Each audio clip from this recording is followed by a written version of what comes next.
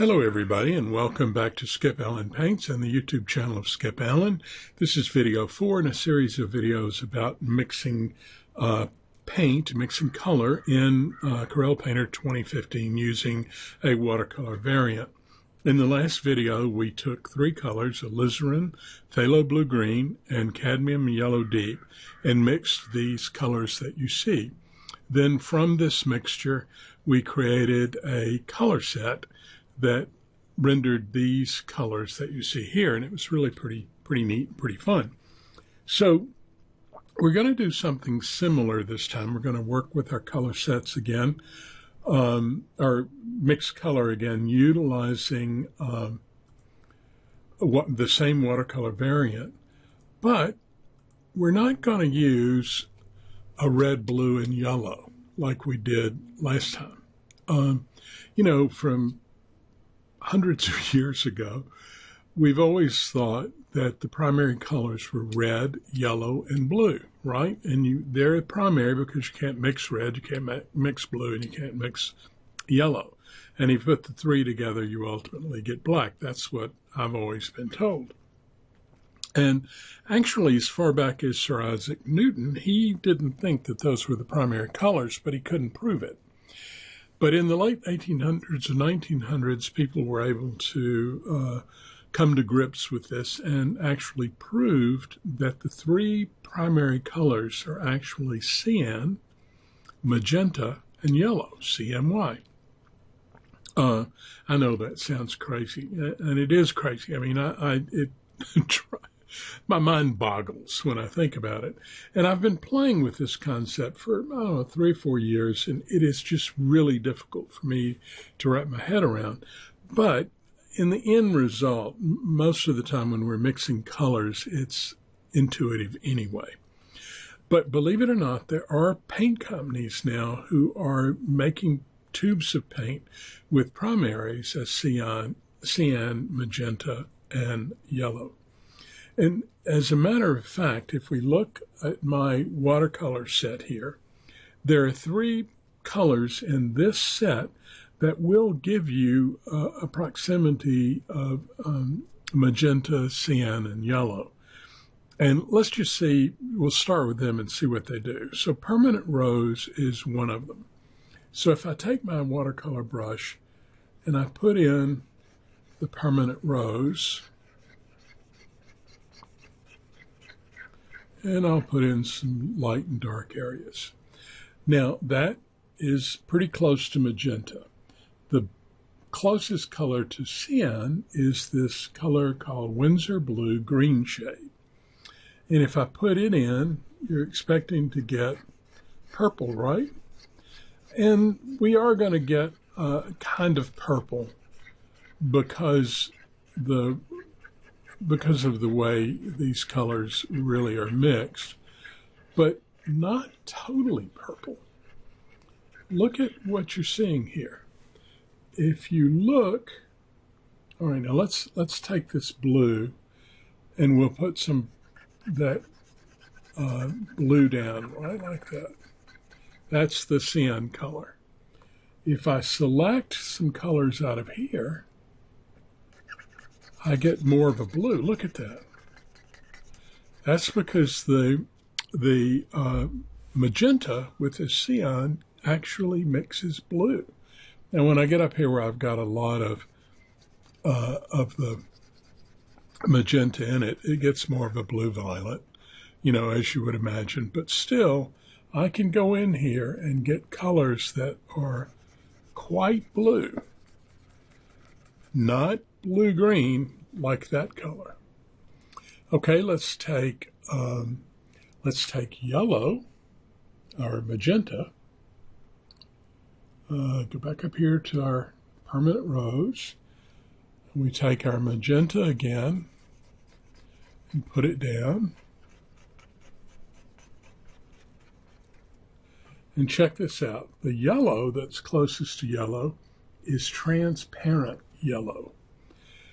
Now take that transparent yellow and I should get an orange, right?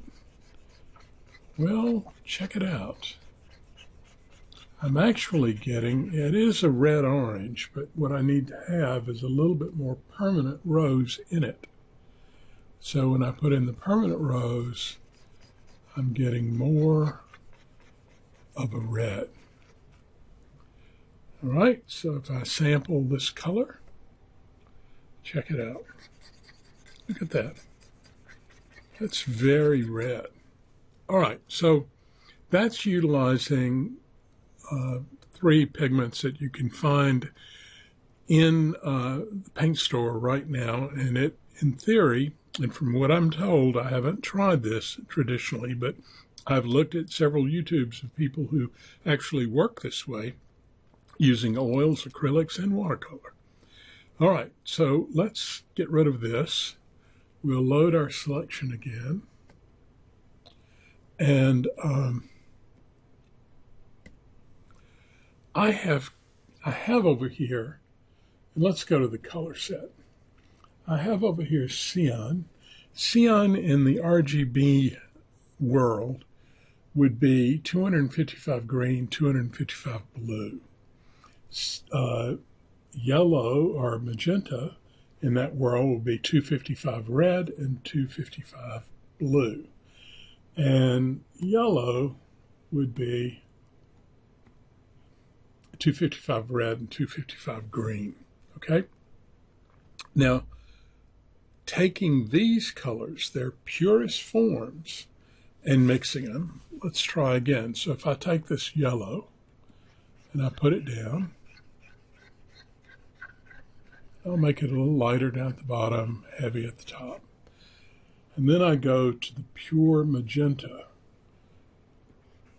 Now you're going to be really surprised. Look at that red. I mean, really. Where it's light in the yellow, I'm going to get that sort of purpley color. But where it's more 50-50, this red is a sure enough red. Look at, you know, when I sampled that color, look at where it came out. Right in between these two. If this had been 0-0, it would have been perfect. And I would imagine if I work around, I might could find a 0-0. You know, something that would be even more red than what you're seeing here.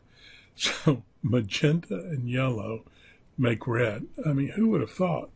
Let's take this cyan and we'll put it in.